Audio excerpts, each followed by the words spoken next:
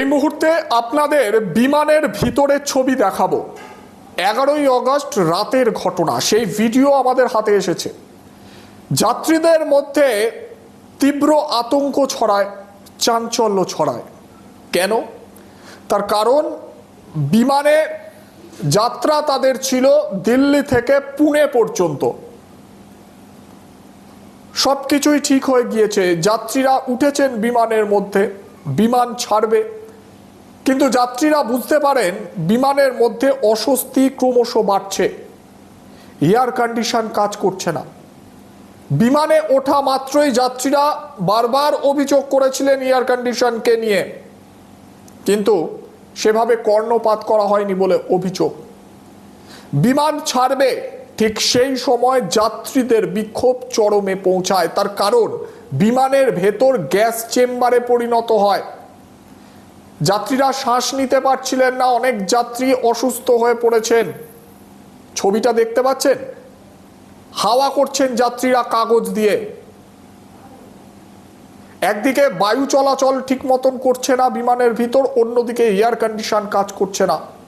হাজার হাজার টাকা টিকিট কেটে যাত্রীরা বিমানে ওঠেন যাতে স্বাচ্ছন্দ্যে যাতায়াত করতে পারেন, কম সময় আরামদায়ক যাত্রা তাদের যাতে হয়। কিন্তু এ কেমন ছবি! বিমানে ওঠা মাত্রই তীব্র শ্বাসকষ্ট শুরু হয় অধিকাংশ যাত্রী।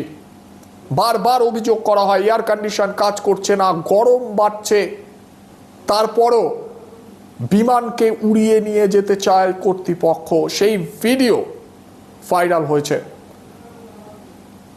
জানা যাচ্ছে স্পাইস জেটের এই বিমান দিল্লি থেকে পুনের উদ্দেশ্যে ওড়ার কথা ছিল,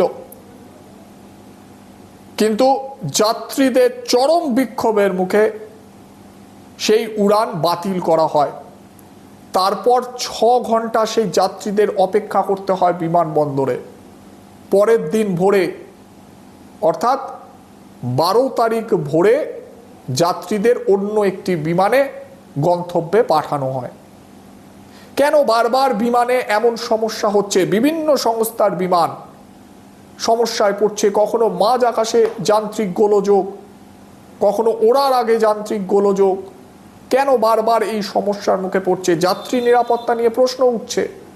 যাত্রীরা হাজার হাজার টিকিট কেটে বিমানে যাত্রা করেন যাতে নিরাপদে, স্বাচ্ছন্দ্যে, কম সময়ে গন্তব্যে তারা পৌঁছাতে পারেন।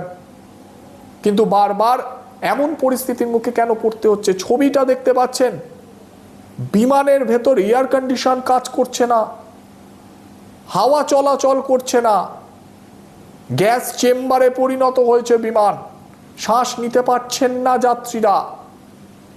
সেই বিমানই উড়িয়ে নিয়ে যেতে চেয়েছিল, কিন্তু যাত্রীদের বিক্ষোভের মুখে পড়ে বিমানকে বাতিল করা হয়। এরপর 6 ঘন্টা অপেক্ষা করতে হয় যাত্রীদের। গোটা বিষয় আপনারা কিভাবে দেখছেন? সরাসরি আপনারা আপনাদের মূল্যবান মতামত আমাদেরকে জানান।